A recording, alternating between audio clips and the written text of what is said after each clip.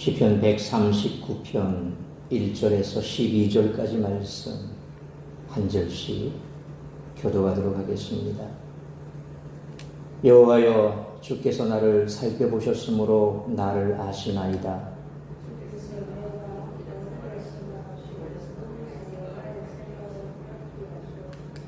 나의 모든 길과 내가 눕는 것을 살펴보셨으므로 나의 모든 행위를 익히 아시오니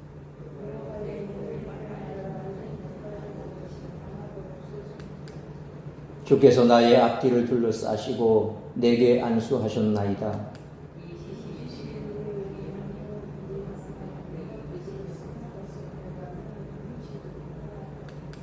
내가 주의 영을 떠나 어디로 가며 주의 앞에서 어디로 피하리이까?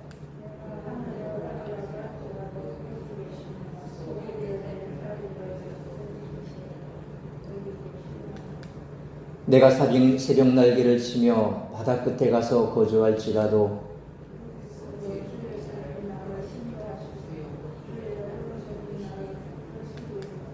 내가 혹시 말하기를 흑암이 반드시 나를 덮고 나를 두른 빛은 밤이 되리라 할지라도 주에게서는 흑암이 숨기지 못하며 밤이 낮과 같이 비추이나이다.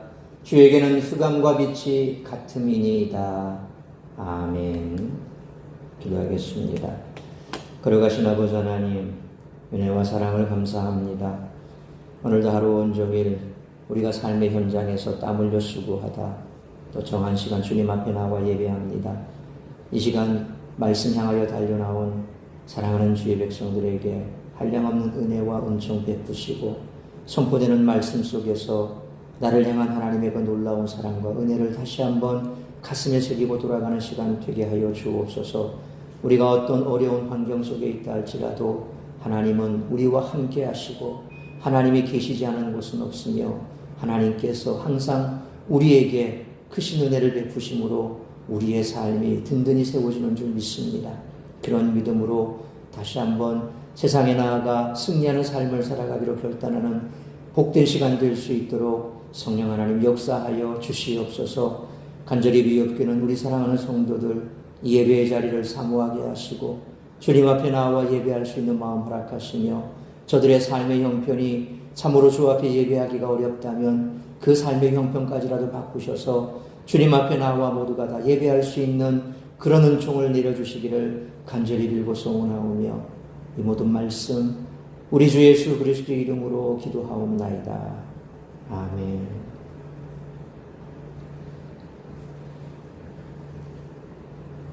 시편 가운데 150편 시편 중에서 제가 개인적으로 참 좋아하는 시편이 시편 139편입니다.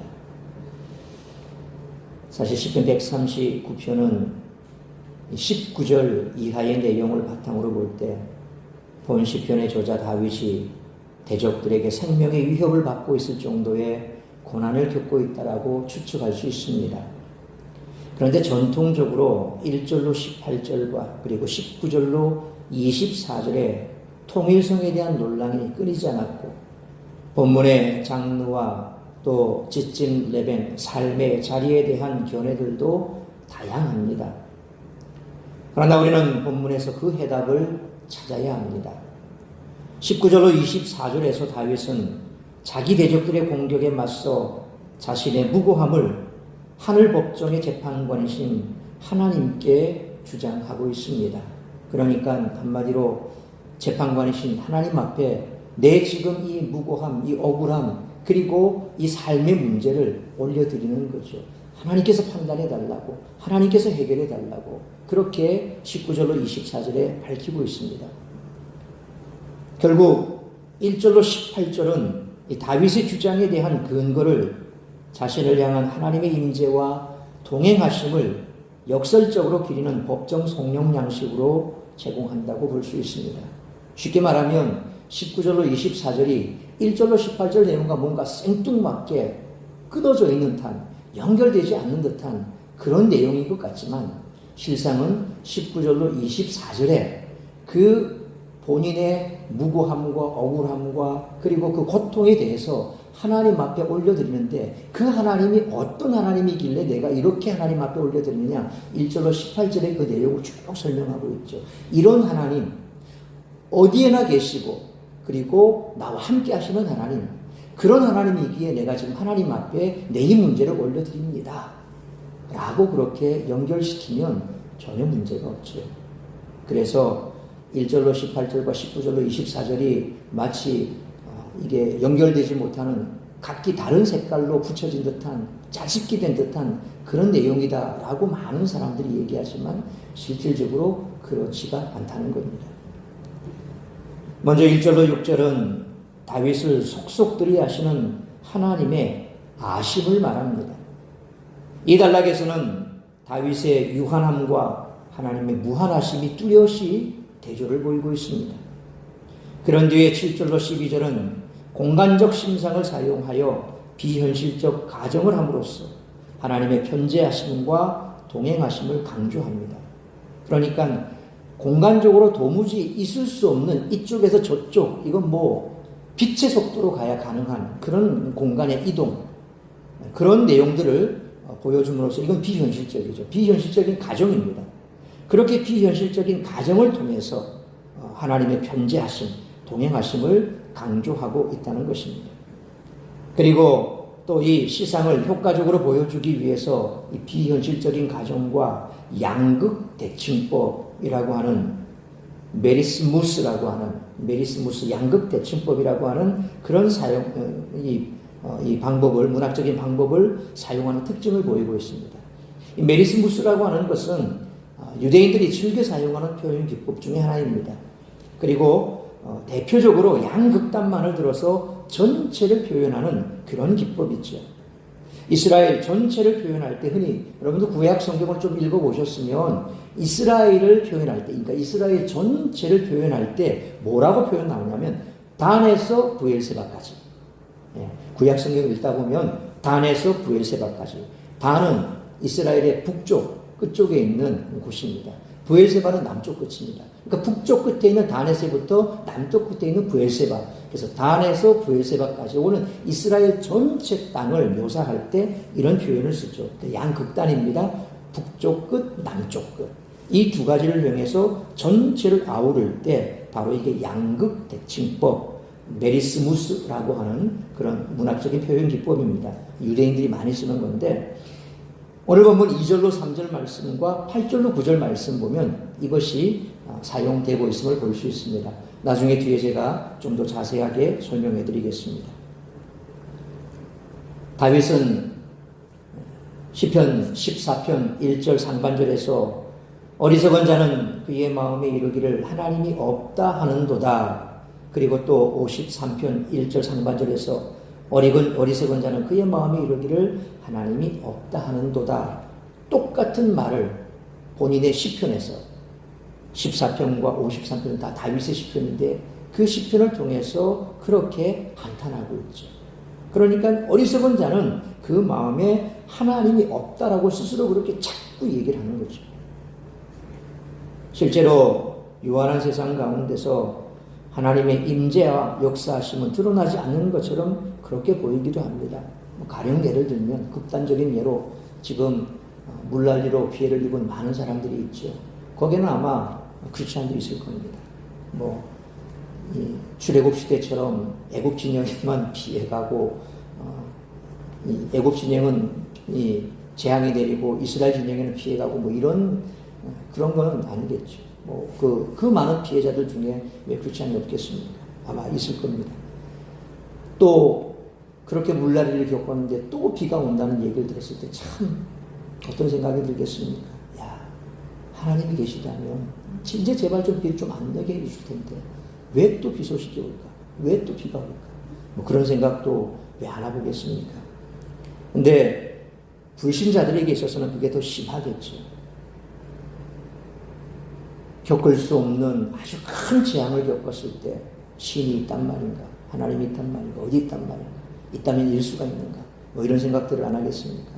그래서 불신자들은 바로 거기에서 모든 것이 끝나버립니다. 그들의 세상도 거기서 끝나고 말죠.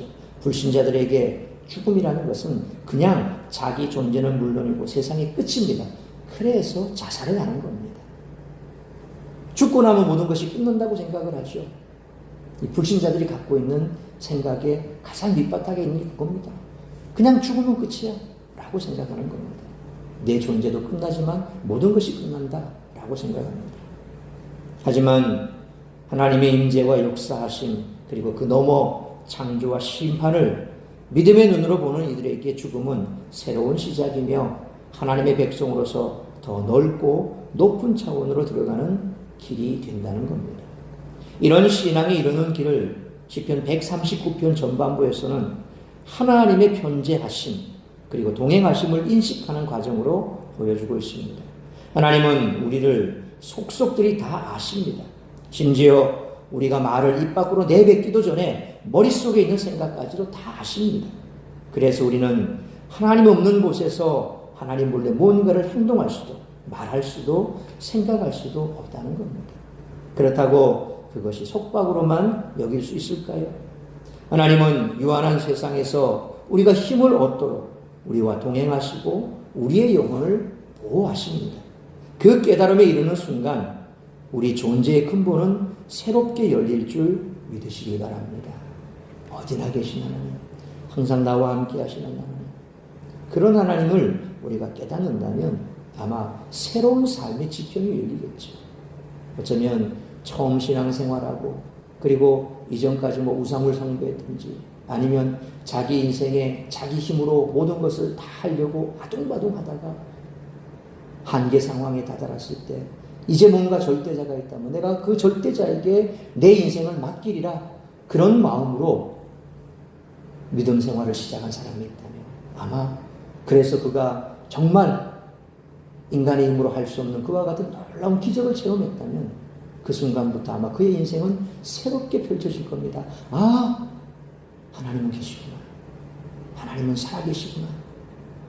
그러면 그의 인생은 새롭게 열리겠죠. 사람들은 작은 시련을 만날 경우에는 하나님께 기도도 잘하고 비교적 하나님을 잘 의지하지만 큰 시련을 만날 경우에는 문제만 보면서 자기 인생과 주위 사람들을 원망하기가 쉽습니다. 그렇다면 우리가 큰 시련을 만나도 원망하지 않고 하나님을 찬양할 수 있는 비결은 무엇일까요? 오늘 본문의 말씀을 통해서 우리들이 깨달아야 할 것은 첫째로 1절로 6절 말씀처럼 하나님 앞에서 모든 죄를 아뢰며 회개하며 살아야 한다는 것입니다. 그래야 큰 시련을 만나도 원망하지 않고 하나님을 찬양할 수 있다는 것이죠.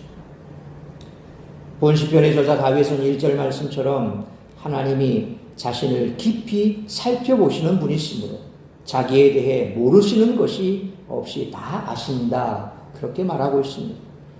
그 주님은 자기의 모든 행위와 말과 내면의 생각까지 다 아신다는 것입니다. 여기에서 나를 살펴보셨으므로 라고 번역된 히브리어 하카르타니라고 하는 말은 나를 조사하시고 혹은 나를 감찰하시고 라는 그런 뜻입니다. 그 내용이 어감에 보면 조금 더 뭐라 그럴까요? 좀 강하다 그럴까요? 그냥 살펴보셨다 하는 거하고 조사한다, 감찰한다 그러면 뭔가 좀 내용이 더 세게 들어가죠. 뭐 경찰에서 조사 나온다, 혹은 무슨 기관에서 감찰 나왔다 이런 거하고 그냥 살펴보러 왔다. 이 어감이 다르죠. 히브리어 보면 하카르타니라고 하는 이 말은 그 어감이 그렇게 좀 강한 그런 의미를 갖고 있습니다. 그러니까 하나님께서는 그냥 쓱 살펴보는 게 아니라 조사하고 그리고 감찰하시고 그래서 모르는 게 없다는 거죠. 이 표현은 무고한 다윗이 하늘 법정의 재판관이신 하나님께 자신의 경우를 제수하는 역할을 합니다. 그러니까 법정에서 공방을 할 때 대충 살펴보고 뭐 변론하고 고발하고 이런 내용은 없습니다. 아주 세밀하게 디테일하게 그렇게 살펴보고 조사해서 그렇게 해서 고소도 하고 또 반박도 하고 그러지 않습니까? 그러니까 바로 그런 겁니다. 다윗이 이렇게 표현했다는 것은 바로 하나님께서 재판하시는 그 재판 법정에 자신의 그 이제 이 삶을 그 내용을 억울함을 고소하는 거죠. 올려드리는 거죠. 특별히 1절로 6절에서는 하나님의 아심, 야다라고 하는 이 말이 주제인 것과 무관하지 않습니다. 왜 그렇습니까? 재판하시는 재판관이 다 아시는데, 면밀하게 다 살펴보고 내 모든 것을 다 아시는데, 나는 하나님 앞에 정말 그들이 그렇게 억압하고 나를 위해하고 하는 그 내용, 그것과 전혀 나는 무관한데, 나는 그런 일을 당할 이유가 없는데 하나님 아시죠. 그런 거죠. 하나님은 다 아십니다. 그래서 2절에서는 여호와께 자신의 앉고 일어서니, 그리고 3절에서는 거닐고 누움을 아신다라고 고백하죠. 자, 여기에서 바로 양극 대칭법이 사용되고 있습니다. 이 양극 대칭법으로 양극단의 요소를 부각해서 전체성을 아우르는 것으로 하나님은 모든 삶의 순간을 꿰뚫어 보시는 분이심을 더욱 선명하게 드러내는 그런 효과가 있죠. 앉았다 일어섰다. 앉는 것과 일어섬. 사실 이게 양극단이라고 볼 수 있는 거죠. 또 단이고 눕다. 그렇게 해서 이런 어떤 이 문학적인 기법을 통해서 하나님께서는 내가 앉으나 서나 가나 누우나 내 삶의 모든 것을 다 아신다는 거예요. 게다가 2절에서는 겉으로 드러나지 않는 다윗의 레아, 생각까지 하나님은 분간하신다라고 말하고 있습니다. 여기서 레아가 생각이라는 뜻으로 구약 성경에서는 딱 두 군데 사용되고 있는데, 오늘 2절 그리고 17절 본문에서만 딱 두 번 쓰고, 구약 성경에는 이 레아라는 단어가 생각으로 쓰여진 데는 다른 데는 없습니다. 여기만 딱 있습니다. 2절에서는 단수로 쓰여졌고 17절에서는 복수로 사용되고 있습니다. 특히나 이렇게 2절에서 이 메라호크라고 하는 멀리서도라는 말과 멀리서도 내 생각을 아십니다. 멀리서도 나의 생각을 아십니다. 라고 해서 하나님의 전능하심을 더 강조하고 있는 거죠. 여러분, 멀리 있는 사람 보이지도 않는데 그 생각을 어떻게 알겠습니까? 내 코앞에 있어도 그 사람이 무슨 생각을 하는지 웃고 있는데 웃으면서 욕할 수 있잖아요. 죽으려. 이렇게 웃으면서도 우리가 얼마든지 욕을 할 수 있어요. 그러면 웃고 있으니까 상대방이 앞에 나를 쳐다보는 사람은 아, 좋은 생각하는가 보다 라고 하면서 나를 웃으면서 얼마든지 욕도 할 수 있고 저주도 할 수 있단 말이에요. 우리는 몰라 이 생각을. 그런데 하나님은 보이지 않는 멀리 있는 그 사람의 생각도 다 아신다는 거예요. 그래서 멀리서도 그 생각을 아시는 하나님, 전능하신 하나님. 앉고 일어섬도 아시고 길을 가고 눕는 것도 아시고 내 삶의 모든 것도 아시고 심지어는 멀리서도 내 생각까지 다 아시는 하나님. 그런 전지전능 하나님이라는 거죠. 뿐만 아니라 4절에서는 여호와께서 밀라비쇼니 내 혀의 말을 다 알고 계신다라고 고백을 합니다. 여기서 굳이 또 혀라고 하는 표현을 사용한 것은 여호와께서 생각을 분간하신다, 그런 표현의 연장선에서 우리가 새겨야 할 것입니다. 곧 말로 나오기 전에 벌써 무슨 말을 할지 하나님께서는 알고 계십니다. 혀의 말, 이게 입 밖으로 나오는 게 아니고 안에 있습니다. 아직 말로 나오기 전에 이 혀 속에 있는 이 말까지 하나님은 다 아신다는 거예요. 그 말을 하기 전에 아시고 생각도 아시고 하나님은 다 아십니다. 이제 5절에서 다윗은 여호와께서 자신의 앞뒤에서 둘러싸시고 손을 얹으신다라고 말하고 있습니다. 여기서 쓰인 동사 쭈르라고 하는 동사는 에워싸다, 두르다라고 하는 뜻을 가지고 있는데 보통 이건 전쟁에 쓰이는 겁니다. 그러니까 성읍을 둘러싸서 맹렬하게 공격할 때 이 쭈르라고 하는 단어를 주로 사용하거든요. 그리고 와타셰트라고 하는 이 말은 손을 얹다, 그러니까 얹다, 뭐 어디에 얹다는데 주로 손을 얹을 때 이 와타세트라고 하는 단어를 씁니다. 근데 얹다라고 하는 이 단어가 긍정적일 수도 있고 부정적일 수도 있다는 말이에요. 결국 안수하셨나이다라고 이제 우리 한글에는 그렇게 번역을 했습니다. 와타세트 알라이 카페카, 안수하셨다. 그냥 한 단어처럼 보이죠. 안수하셨다. 한 단어처럼 보이는데 실제 히브리어 단어는 세 단어입니다. 와타시다, 아까 손을 얹다라 그랬습니다. 알라이 카페카, 위에 카포, 이게 손이란 말이거든요. 손을 위에 얹다라는 그런 뜻이에요. 그러니까 이거는 뭘 이렇게 얹어서 뭐 누른다거나, 그러니까 꼼짝 못하게 한다거나, 뭐 움직임을 자제시킨다, 그런 뜻으로 이해를 한다면, 자, 둘러쌌습니다. 손을 얹었습니다. 둘러싸고 손을 얹었다. 그러니까 아무것도 숨길 수도 가릴 수도 없고 하나님이 모든 것을 아신다. 둘러싸고 얹었다. 둘러싸고 얹었다. 하나님께서는 우리를 그렇게 속속들이 아시고 숨길 수도 없고 감출 수도 없고 모든 것을 다 아신다. 라는 것을 다윗은 그렇게 표현하고 있습니다. 다윗은 6절 말씀처럼 하나님의 이 전지전능하심의 능력이 너무 놀라워서 사람의 머리로는 이해가 되지 않는다라고 말하고 있습니다. 여기서는 하나님이 초월적인 존재이심을 강조하고 있습니다. 사람은 누구나 자신의 삶, 그 생명에 대해 생각합니다. 생명은 유한합니다. 그래서 여기서 강조하는 것은 그런 사람들의 생각을 속속들이 꿰뚫어 보시는 무한하신 하나님, 하나님의 무한성, 그것을 얘기하고 있습니다. 갓 태어난 아기는 자기를 출산한 어머니가 자기에 대해서 모든 것을 알고 있는 것에 대해서 조금도 이해할 수가 없습니다.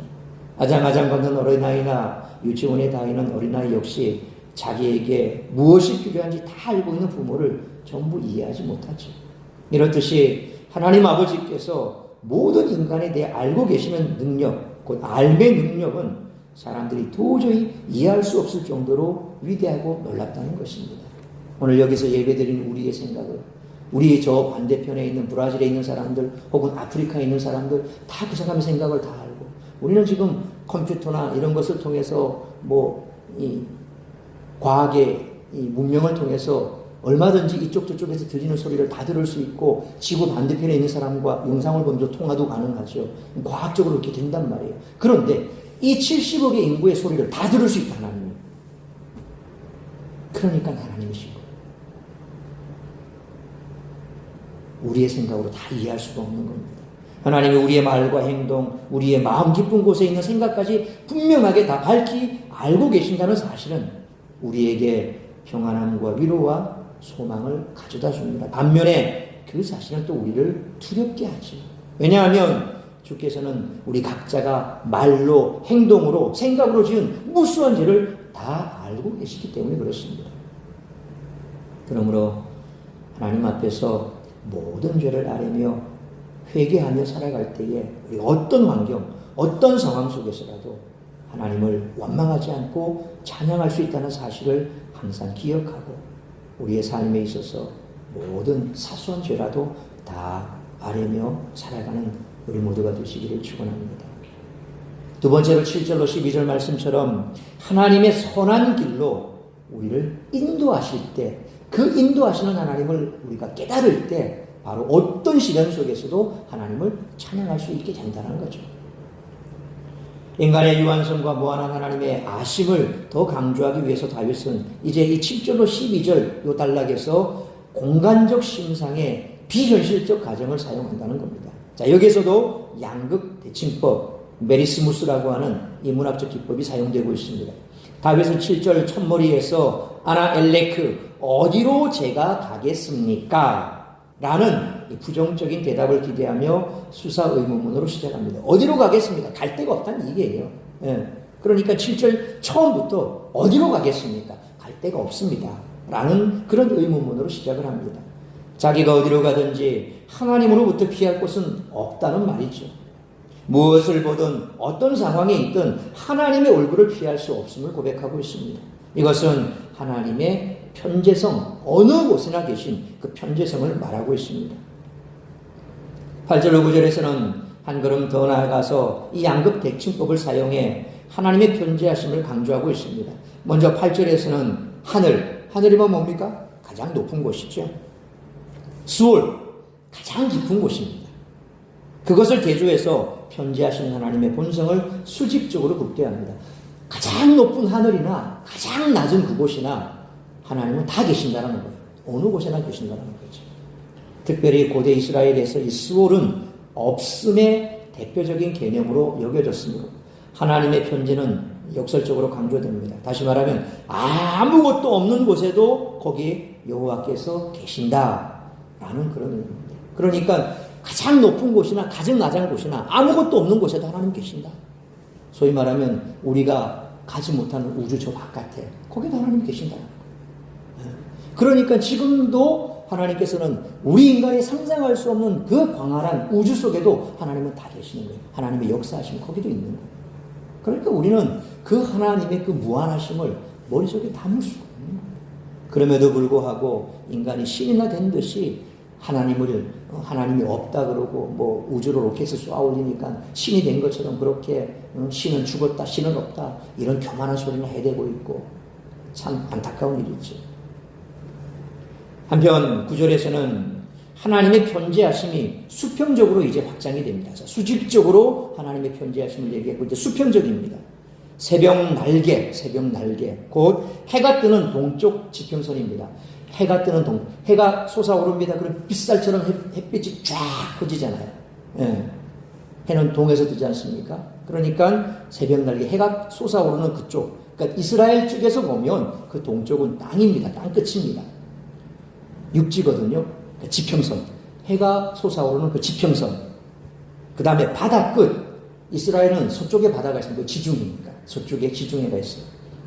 그래서 이스라엘의 지중해 끝에 있는 수평선.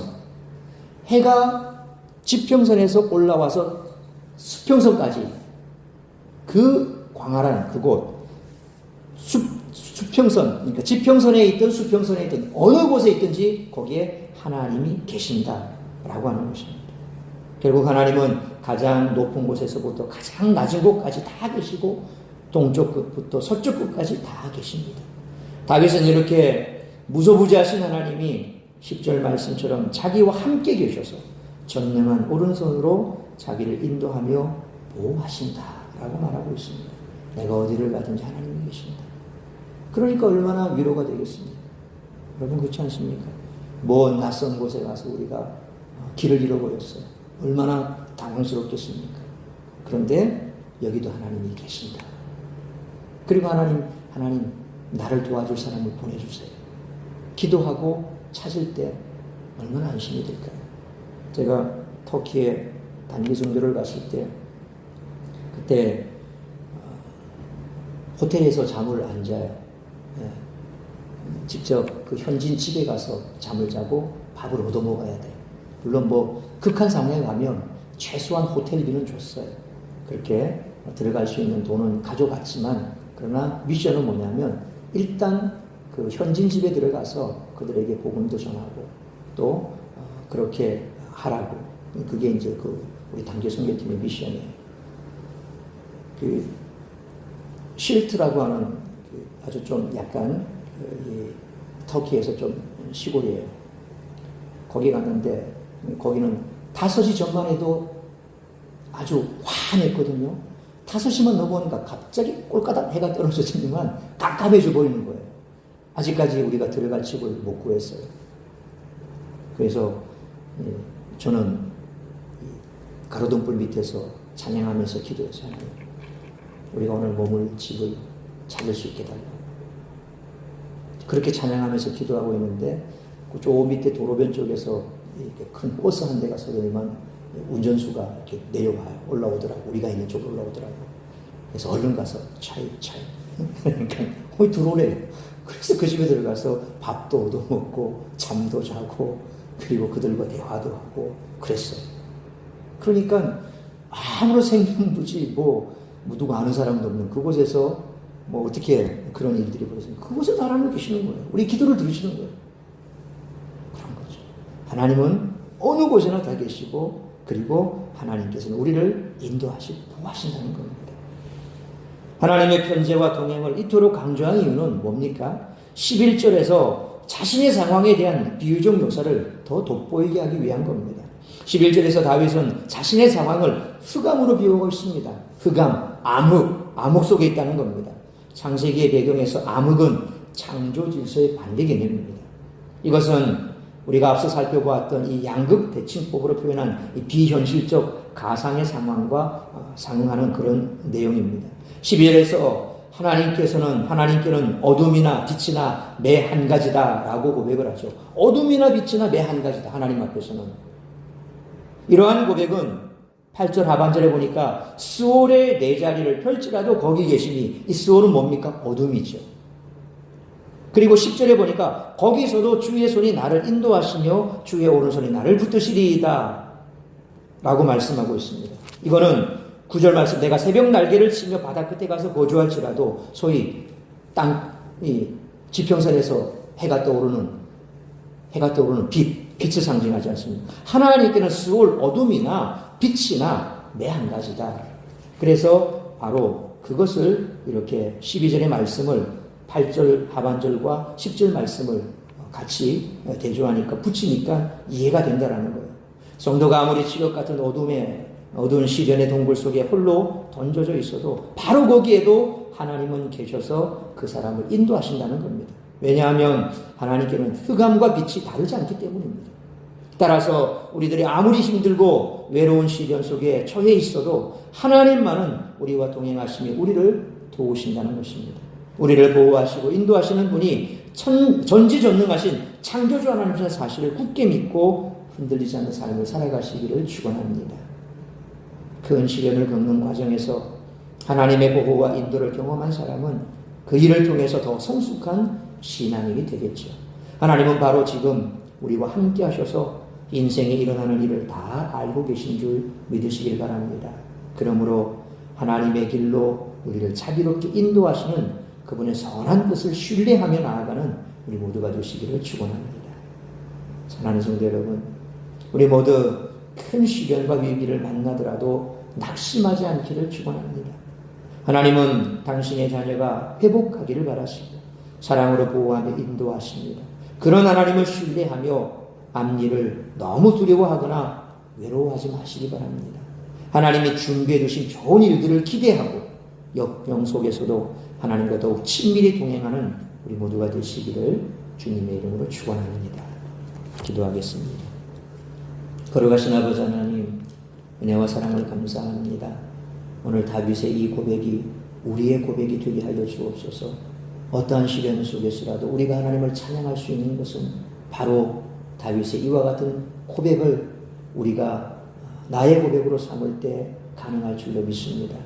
그러므로 이 땅을 살아갈 때 때로 우리의 죄로 말미암아 어려움을 겪기도 하기도, 또 그 죄로 말미암아 여러 가지 우리의 삶이 힘들어질 때, 그럴 때 모든 것을 아시는 하나님 앞에 솔직하게 우리의 죄를 자백하고 통회하며 하나님은 우리의 죄를 용서하시고 또 우리를 빛 가운데로 인도해 주실 줄로 믿습니다. 그러므로 우리가 이처럼 시련을 당할 때 우리 자신을 먼저 돌아보고, 그리고 하나님 앞에 우리의 죄를 자백하고 통회할 수 있는 우리 모두가 되게 하시고, 뿐만 아니라 우리 하나님께서 우리의 모든 것을 아시고 또 어느 곳에나 계시는 그 하나님께서 우리와 함께 하신다는 사실, 그것을 늘 기억하며 살아갈 수 있기를 원합니다. 함께 하시고 도우시고 인도하시는 그 하나님을 믿을 때에 우리는 어떤 시련 속에서라도 하나님을 찬양할 수 있게 될 줄 믿습니다.